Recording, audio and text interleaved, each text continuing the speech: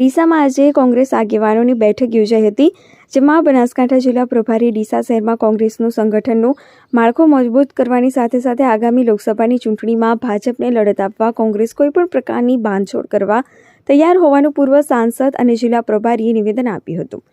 ડીસામાં જિલ્લા પંચાયત વિશ્રામ ગૃહ ખાતે આજે બનાસકાંઠા જિલ્લા પ્રભારી અલકાબેન ક્ષત્રિયની અધ્યક્ષતામાં બેઠક યોજાઈ હતી।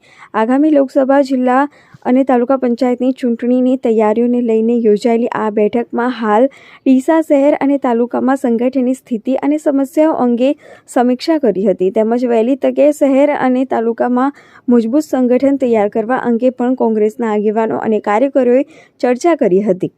આ બેઠક અંગે જિલ્લા પ્રભારી અલકાબેન ક્ષત્રિય જણાવ્યું હતું કે સંગઠનની સતત ચાલતી પ્રક્રિયા છે અને સંગઠનમાં જે લોકો કામ કરે છે એ લોકોને મળીને અને સ્થાનિક પ્રશ્નો જાણીએ, જે લોકો કામ કરે છે તેમને પ્રોત્સાહિત કરવા, તેમને કોઈ મદદની જરૂર હોય અથવા એમના તરફથી કોઈ નવી વાત અમને જાણવા મળે કે અમારે અમલ કરવો જોઈએ, તે માટે બેઠક યોજાઈ હતી।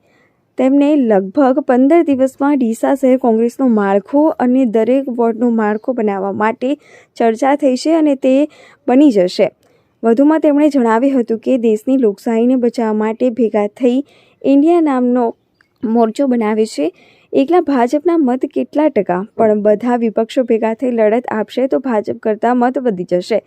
આવનારી ચૂંટણીમાં વિપક્ષો એકઠા થશે તો ચૂંટણી જીતી બતાવીશું। શરૂઆત હોય એટલે પોતાના એરિયામાં બીજા કોઈને ટિકિટ આપવી પડે તો ન ફાવે, પણ ધીમે ધીમે સંમતિ બનતી જાય છે। એક સાથે લડવા માટે જે કોઈ બાંધછોડ કરવી પડે તે કરવા તૈયાર છીએ, જેમાં સૌથી મોટા કોંગ્રેસ પક્ષે મોટું મન રાખી સહમતિ આપી છે એટલે થઈ જશે।